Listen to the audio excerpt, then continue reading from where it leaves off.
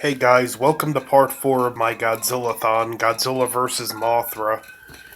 Now, this is gonna be a little bit of a short one too because I'm still not feeling the best. And, well, it's gonna be just that I'm not feeling good, so this video is gonna be short.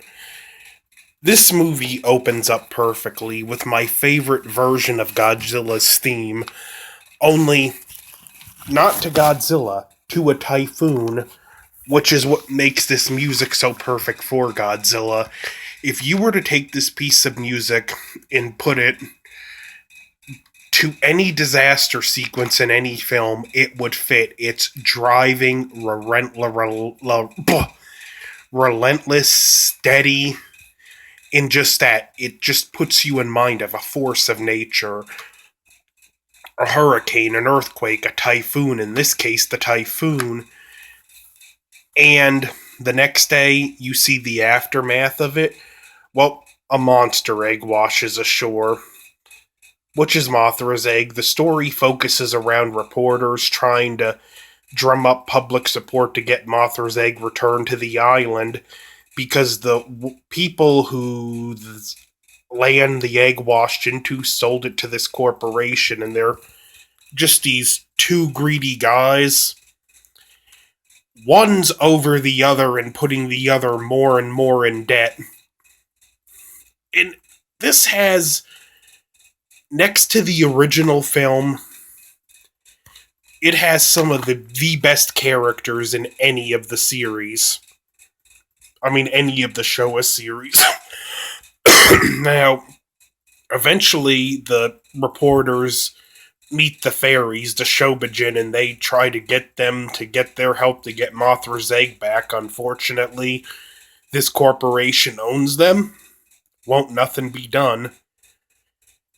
Eventually, the one reporter gets a call from a scientist friend because, let me fast forward, in the beginning, the photographer, she found this weird thing which I think was a scale from Godzilla's back, and it was tested for radioactivity because he sent it to his scientist friend. Well, he takes them to decontaminate them and take me to the site where you found this, and he's testing it for radioactivity. Well, the photographer notices a spot where the land is moving. Well, Godzilla pops out of the ground.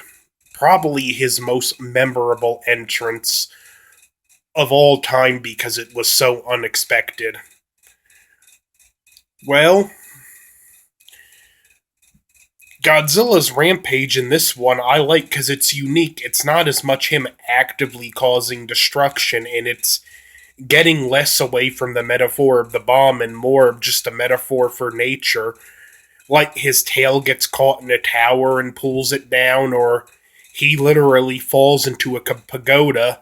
It's selling Godzilla more as a force of nature that doesn't actively have to cause destruction, but just his very presence creates destruction, which is a little more disturbing of a concept. And one thing this movie does really well is sets up how invincible Godzilla is. They throw everything but the kitchen sink at him and then some, especially in the English version because they left in a deleted scene that was taken out of the Japanese version where the American fleet attacks the Godzilla with the Frontier missiles, which is a great little sequence, and they try to electrocute him. Later on, they try to further the electrocution tactic by dropping metal nets on him. And just whatever they throw at Godzilla, it won't stop him. And just that theme music is just steady and driving throughout the attack and just helps sell Godzilla as this unstoppable force of nature. Meanwhile, the reporters go to Infant Island to try and get Mothra's help. Needless to say, because they couldn't get the egg back, the people aren't willing to help, but the photographer gives a very passionate speech about how are you going to let the good suffer with the innocent? And they agree to help, and you get a very good fight with Godzilla and Mothra. It's a great fight. The puppet, and yeah, it's Godzilla basically fighting a puppet, which is one nice thing because it's more than just a standard man in a suit affair this time around. And it's great, but Godzilla kills the adult Mothra, and later on, we see the eggs hatch in the fight with the two larva Mothras. Why this is going on.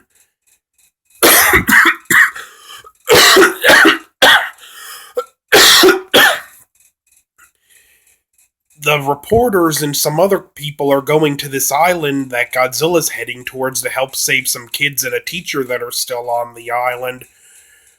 Well, the Mothra larva hatch and they fight Godzilla, and it's a brilliant fight because they distract him, spray him with the silk, move, and it's just a clever fight. And one great thing about this is not only are they fighting, but throughout the fight, the Godzilla theme and the Mothra theme are going back and forth.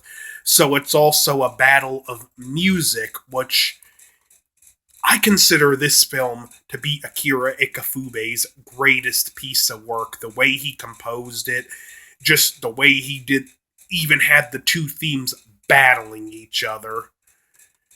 This film is incredible. It's in my top 4. It's on my list of top 4 greatest Godzilla films of all time.